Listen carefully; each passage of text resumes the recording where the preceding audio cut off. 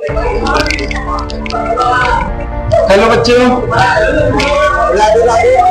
हमने पिछले लेक्चर में न्यूक्लियर फ्यूजन के विषय में क्या चीज पढ़ा था? टॉपिक क्या था?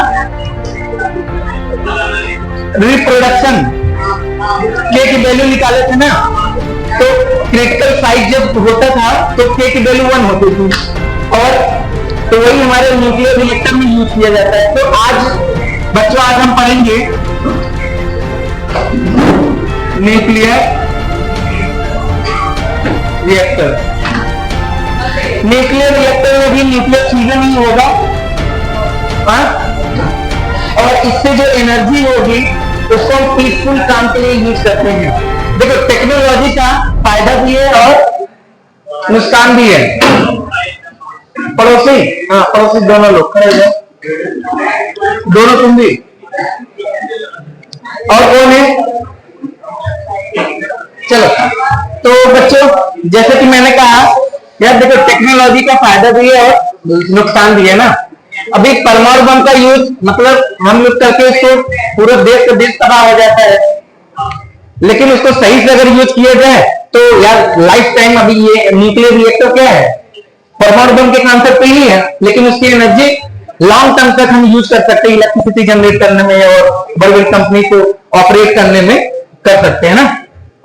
तो इसीलिए तो आप लोग को पढ़ाया जा रहा है, भाई पढ़ लिख लो, आपको उसकी मैकेनिज्म पता होगा तो अच्छे से यूज करोगे। आगे चल हो सकता है कोई डीआरडीओ में, इसरो में जाओ, और भाभा रिसर्च सेंटर बहुत सारे हैं। हाँ, भाभा ही है। तो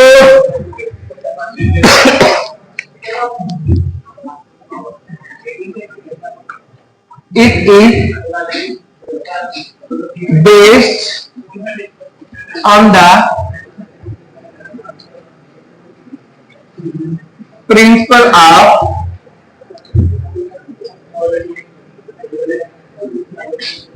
nuclear fission.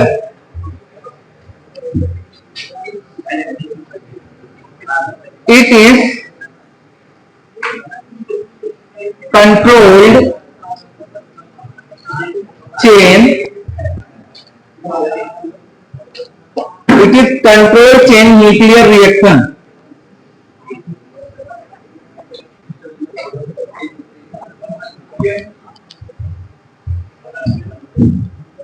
Its energy used for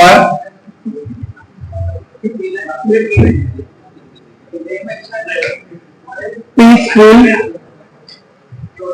इसकी एनर्जी पीसफुल वर्क के लिए यूज किया जाता है। हाँ, तो सबसे पहले हम लोग न्यूक्लियर रिएक्टर का डायग्राम बनाएंगे बच्चों, ठीक है, और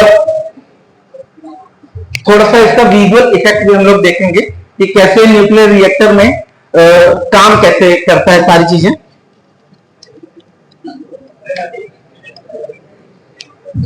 ओपन होने दो। तो सबसे पहले हम डायग्राम ऑफ न्यूक्लियर रिएक्टर बनाएंगे बच्चों।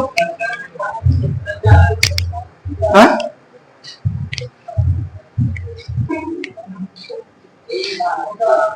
बैठ जाओ, बातें मत करो यार, अच्छे बच्चे हो तुम लोग, साइंटिस्ट बनने वाले हो। चलो, डायग्राम ऑफ न्यूक्लियर रिएक्टर।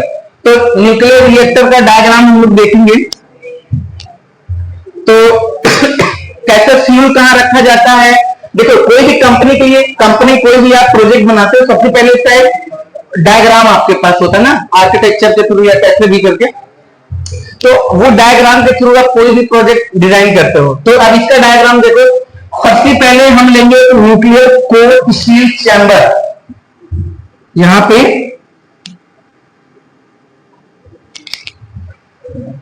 और बड़ा ले लो, ठीक है। और बच्चों ये जो है ना,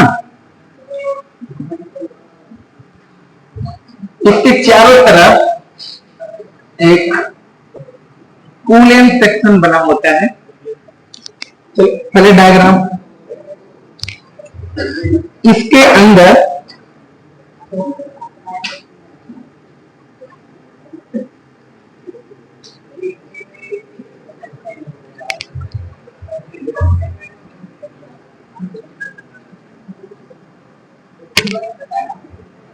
ये हो गया। तो ये बच्चों हमारा है फ्यूल। फ्यूल फ्यूल फ्यूल में जैसे कि हम यूरेनियम 235, प्लूटोनियम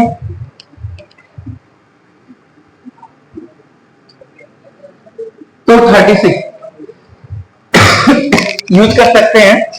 और इसके अंदर एक लिक्विड फिल होता है,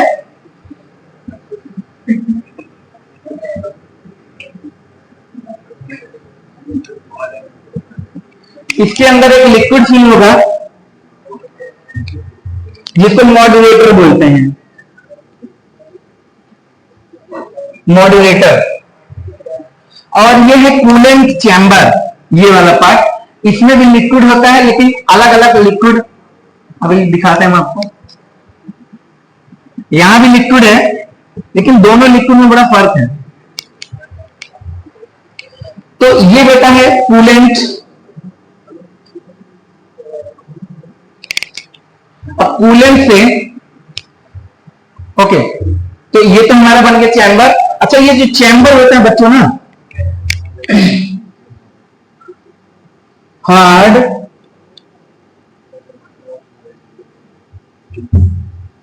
steel chamber. Hard steel chamber, यहां सरिये लोहे का स्टील का रॉड, बहुत सारे रॉड रखा जाता है। फिर उसके बाद कंक्रीट के चारों तरफ मोटा सा दीवार, कई लेयर्स बनाए जाते हैं, जिससे कि या इसके अंदर में बहुत ज्यादा हाई प्रेशर और हाई टेम्परेचर होता है, कहीं वो ब्लास्ट ना हो जाए। यूक्रेन में चर्वेलिन करके है, वहां पे ब्लास्ट हो गया था ये, तो इसीलिए इसको बहुत मजबूत बनाया जाता है। लाखों लोग मरे थे उसमें, मूवी भी है। ऐसे जहां ये चर्वेलिन में यूक्रेन में जब हुआ था ना, पूरा हिस्ट्री क्रिएट हो गया। लोग मान लो प्लेटफॉर्म पे ऐसे क्लास में बैठे हो, बैठे बैठे लेट गए, उठे ही नहीं दोबारा। प्लेटफॉर्म पे खड़े हो, बस लेट गए। ट्रेन से जा रहे हो, डेड बॉडी ट्रेन पे पहुंच रही दूसरी जगह, ऐसे। उसका गैस है ना, गैस, वो रेडिएशन जो निकलता बहुत खतरनाक है। तो अब देखो यहां पे तो ये फ्यूल डाल दिया। अब फ्यूल, इससे न्यूट्रॉन, हाँ ठीक है, अब यहां पे थोड़े बहुत न्यूट्रॉन डाले जाते हैं, इनिशियल कंडीशन में होगा। अब लेकिन अब जब ये फ्यूल से टकराएगा, तो आपको मैंने बताया था एक न्यूट्रॉन एक यूरेनियम से टकराकर कितने 3 न्यूट्रॉन क्रिएट करता है ना। देखो, एक न्यूट्रॉन और एक यूरेनियम ले लो, जब इससे टकराएगा बेटा तब ये बनता है क्या, क्रिप्टॉन, बेरिलियम और 3 न्यूट्रॉन और प्लस एनर्जी। मतलब एक न्यूट्रॉन देने से 3 न्यूट्रॉन वहां हो जाते हैं। अब न्यूट्रॉन ही है जिससे कि आप यहां पे थोड़ा विजुअल देखो, बड़ा मजा आएगा कि कैसे वो रिएक्शन उसका कैसे हो रहा है।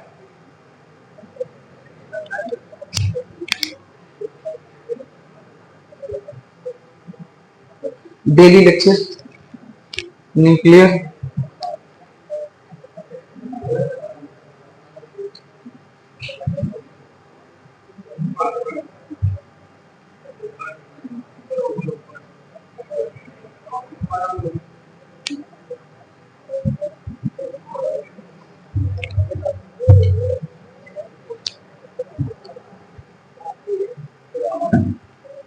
साउंड की जरूरत नहीं।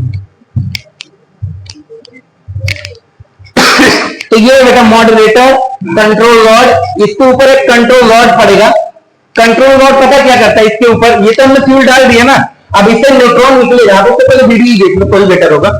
तो देखो न्यूट्रॉन कैसे निकलेगा और कैसे रिएक्शन कर रहा है। न्यूट्रॉन बढ़ रहा है, वही न्यूट्रॉन को अगर आप कंट्रोल ना करो ना, तो बहुत बड़ा विस्फोट होगा वहां पे।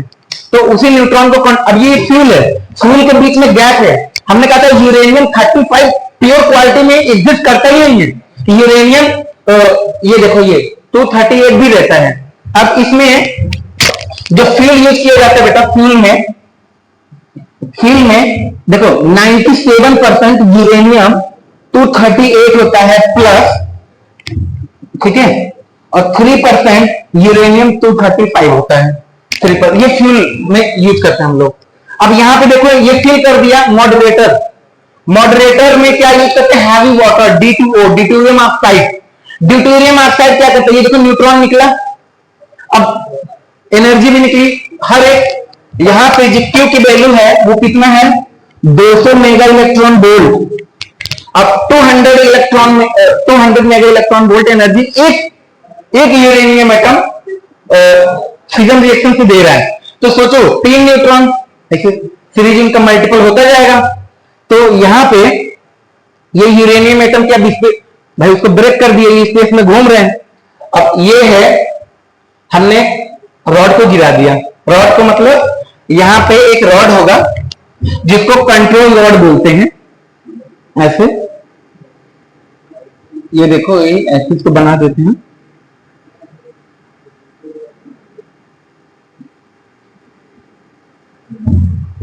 ये होता है control rods. Control rod cadmium और बोरान के बनाए जाते हैं जो न्यूट्रॉन को एब्जॉर्ब करते हैं।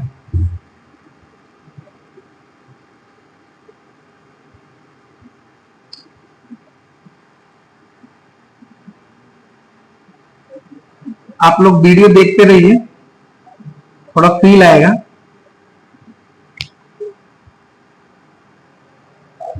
ठीक है, अब इतना काम हो गया, हमारा मेन चैम्बर बन गया। अब ये हमारा फ्यूल रॉड है, फ्यूल के बीच में गैप है। अब ये अच्छा एक मिनट, ये क्या था, कंट्रोल रॉड।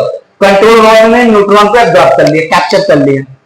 अब जब न्यूट्रॉन कैप्चर होगा, आगे का रिएक्शन बढ़ेगा नहीं, तो उसको उसकी जो एक्सेलरेशन है रिएक्शन का, न्यूक्लियर रिएक्शन, उसको रिड्यूस किया जा सकता है, उसकी स्पीड को कंट्रोल। ये देखो, अब जैसे ही रॉड गिरेगा, रॉड गिरने वाला है कि नहीं, इसमें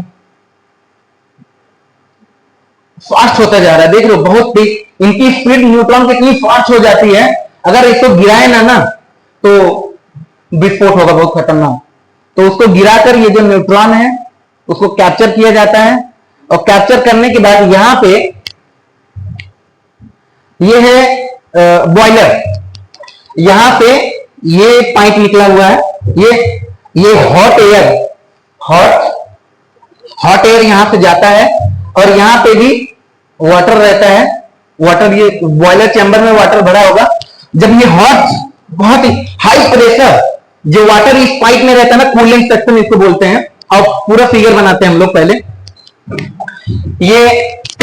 ये हमारा फ्यूल टैंक बन गया, जहां फ्यूल लगता है। फ्यूल के अंदर ये मॉडरेटर डाला गया, जो पानी देख रहे थे ना। अब इसके अंदर ये न्यूट्रॉन्स, ऐसे न्यूट्रॉन्स पाए जाते हैं। न्यूट्रॉन्स वो इसके साथ रिएक्शन शुरू कर देते हैं। इसका हीट बढ़ने लगता है। हीट बढ़ेगा तो ये लास्ट में कूलिंग सेक्शन रहता है, जो इसके टेम्परेचर, इसकी हीट को एब्जॉर्ब करके कहां ले जाता है, बॉयलर में। यहां पे एक बॉयलर चैम्बर बना है।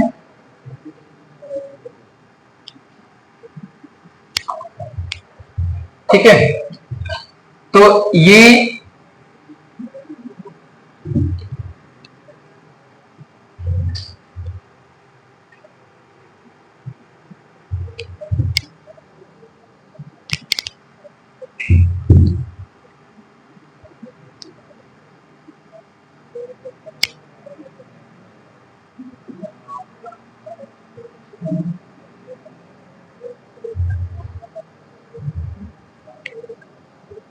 यहां पे इसको पंप करने के लिए हम यहां पे एक पंप मशीन लगा देते हैं, जो पानी को पंप करेगा, वाटर को।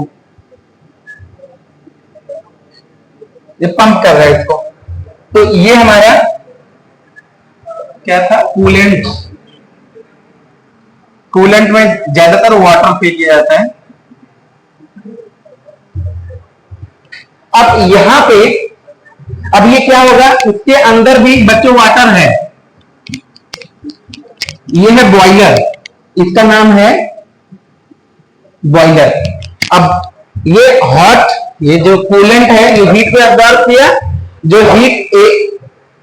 हीट वाटर हाई प्रेशर के साथ जब यहां पे आएगा, तो इसको क्या करेगा, जो वाटर होगा, वाटर भी गर्म होगा। ये इतना गर्म होता है कि हीट में कन्वर्ट हो जाता है। किसमें, स्टीम में। और स्टीम से निकालकर यहां पर हम एक लगा देते हैं टरबाइन।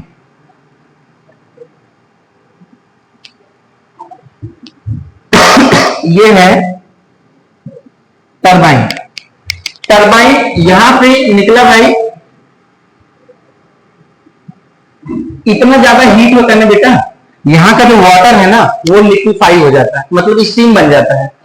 और ये स्टीम अब यहाँ पे एक फैन लगा होता है, वो मोटर मान लो ऐसे करके,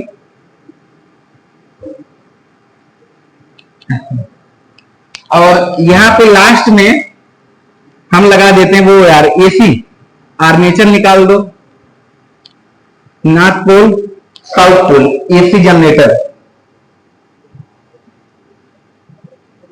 एसी जनरेटर। अब ये स्टीम हाई, क्योंकि यार इतना ज्यादा हीट आ रहा है ना, इतना गर्म है ना ये इसके वाटर को हीट करने के साथ साथ इसको गर्म भी कर देता है। और गर्म जब हॉट एयर लाइक स्टीम बोल सकता आप इसको, स्टीम, हॉट स्टीम इस पे गिरता है ये, तो ये क्या करेगा, रोटेट करेगा। जब ये रोटेट करेगा तो यहां पे एसी जनरेट होगा, सही है ना। तो ये टरबाइन, यहां पे इसको बार बार वाटर डाला नहीं जाता, उसी वाटर को रिसाइकिल हम लोग यूज करते हैं बार बार यहां पे। अब यहां पे ये क्योंकि स्टीम बन चुका है, अब स्टीम थोड़ा बहुत एनर्जी भाई जो प्रेशर के साथ पंखे को रोटेट किया, यार स्टीम इंजन, भाप का इंजन आप सुने थे ना, जेम्स वॉट ने बनाया था, सिर्फ ये वाला सेक्शन वही प्रिंसिपल है। एक प्रकार से स्टीम भाप यहाँ पे जा रहा है, इसको फैन को रोटेट कर रहा है, और ये रोटेट करेगा तो मैकेनिकल एनर्जी किसमें कन्वर्ट होगी, इलेक्ट्रिकल एनर्जी में, सही है ना। तो यहां पे बच्चों हम लोग लगा देते हैं कूल करने के लिए इसको ऐसे,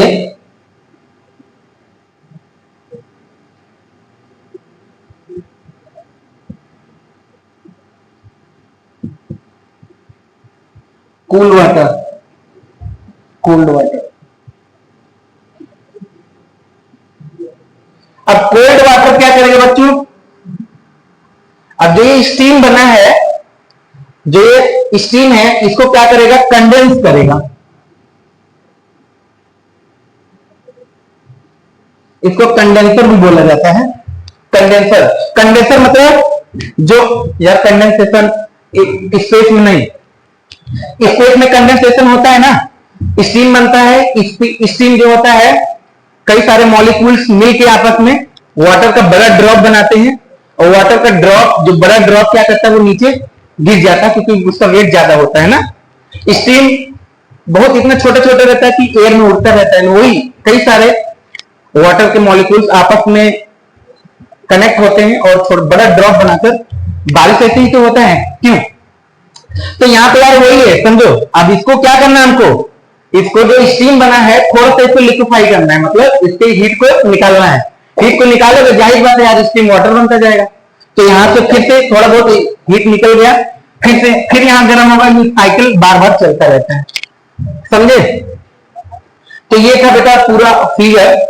तो यहाँ पे चलो अब हम थोड़ा सा इसके विषय में लिख लेते हैं। फ्यूल, पहला पॉइंट क्या था, fuel.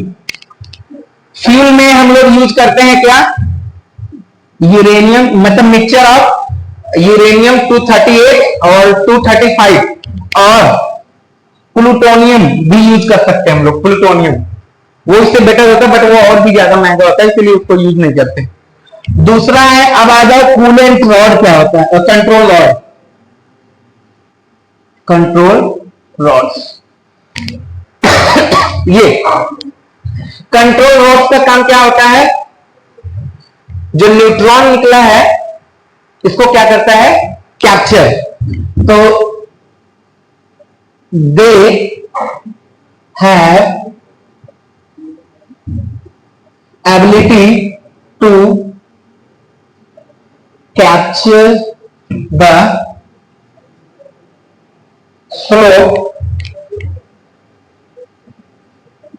moving neutrons because slow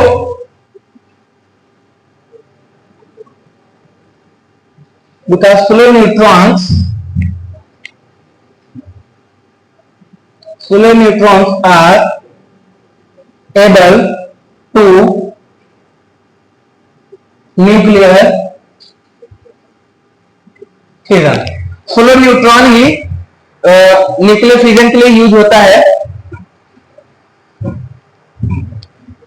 जगह कम पड़ रहा है थोड़ा सा, तो ये सेकंड पार्ट है। सेकंड पार्ट का बाकी पार्ट अभी मैं और इधर लिख रहा हूं। एग्जाम्पल में कौन कौन सा लेंगे हम? बोरान और कैडमियम।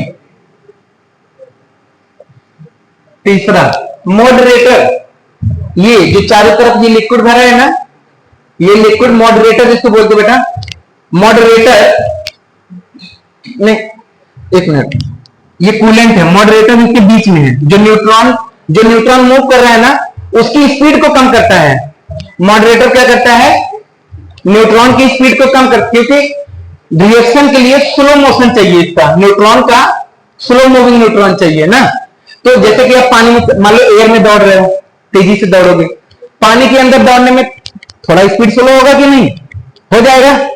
तो वही चीज है ये मॉडरेटर, इसमें ड्यूटेरियम ऑक्साइड भरा रहता है D2O, तो इसका काम है न्यूट्रॉन की स्पीड को कम कर देना, एक प्रकार से रेजिस्टेंस। न्यूट्रॉन के मोशन में ये एक रेजिस्टेंस क्रिएट करता है। यार पानी में देखो, अगर मैं हवा में दौड़ रहा हूं ना, पानी में क्या मैं उतना तेज दौड़ पाऊंगा? नहीं दौड़ पाऊंगा। शहद ले लो और गाढ़ा ले लो, शहद में और भी कम स्पीड होगा। और डामर ले लो, डामर रोड, हिल ही नहीं पाऊंगा। तो जैसे जैसे डेंसिटी बढ़ रही है, देख रहे हो, तो इसीलिए वाटर की जगह ड्यूटेरियम डाला गया। वाटर की जगह, अब सर वाटर क्यों नहीं डाला गया? क्वेश्चन आना चाहिए ना। क्योंकि इससे ये थोड़ा भारी होता है, वो वाटर से थोड़ा भारी होता है ड्यूटेरियम, जिससे उसकी डेंसिटी बढ़ जाती है, उसमें चलना थोड़ा मुश्किल हो जाएगा, इसलिए। एक minute, moderator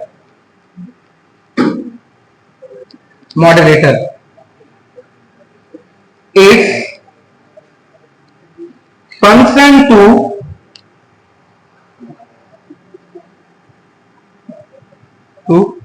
slow down the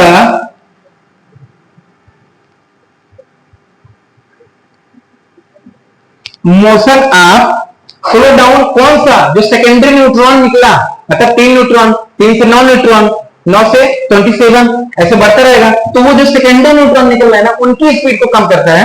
तो स्लो डाउन, एक minute, slow down the motion of secondary neutrons.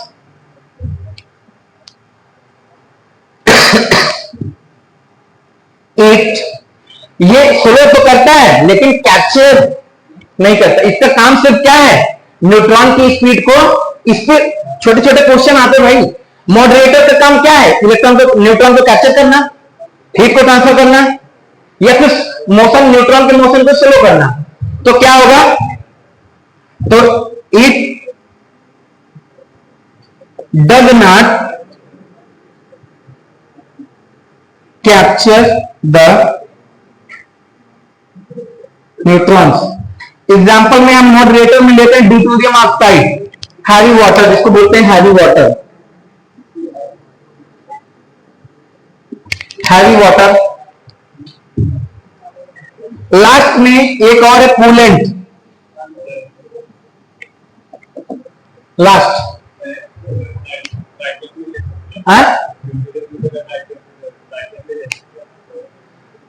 उसका वाटर, वो वाटर में एग्जिस्ट नहीं करता। फिर वाटर में एग्जिस्ट, ड्यूटेरियम ऑक्साइड पता है 6000 मॉलिक्यूल्स में वाटर, एक ड्यूटेरियम मॉलिक्यूल्स बनता है। एक 6000 मॉलिक्यूल्स में सिर्फ 1000 बनता है। कौन?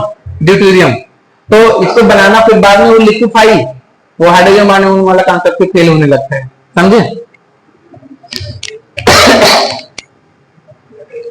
ओके।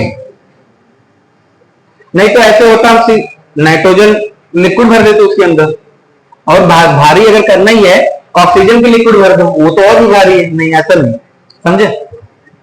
फिर वो न्यूट्रॉन को कम ज्यादा करने लगेंगे वो लोग न्यूट्रॉन को कैप्चर या फिर रिएक्शन मैकेनिज्म में प्रॉब्लम होने लगेगा अगर कोई अदर चीज डाला गया तो मॉडरेटर में। Next coolant,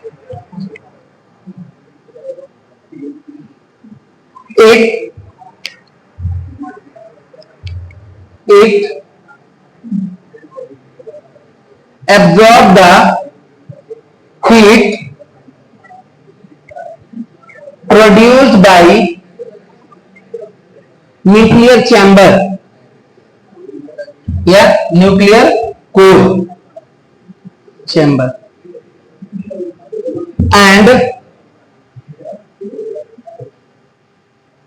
and transfer to the water।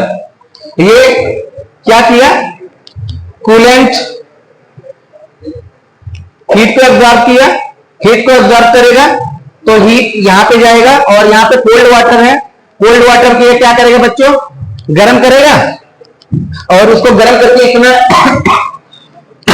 गर्म होगा कि हीट, अब सुनो इसमें हाई प्रेशर होता है, हाई, अदरवाइज अगर प्रेशर में याद सोचो स्टीम है, स्टीम में प्रेशर बढ़ा दोगे तो फिर से लिक्विफाई हो जाएगा, मतलब प्रेशर बढ़ाते जाओगे, वेपर बढ़ाने के लिए टेम्परेचर हमको बढ़ाना पड़ेगा, सही है कि नहीं। प्रेशर बढ़ा दोगे हाई टेम्परेचर पे भी वाटर जो है वो किस फॉर्म में रहेगा, लिक्विड फॉर्म में, सही है। तो इसीलिए इसका प्रेशर बहुत ज्यादा होता है, वो स्टीम में कन्वर्ट नहीं हो पाता, प्रेशर बहुत ज्यादा है। यहां पे उतना प्रेशर नहीं है, ये देखो फ्री इंडिपेंडेंट है, आया और इंडिपेंडेंटली विद हाई स्पीड के साथ इस टरबाइन के फैन को रोटेट कर रहा है, ठीक है। तो एग्जांपल में हम यूज करते हैं वाटर, ठीक है, नोट करो बच्चों। अच्छा यहां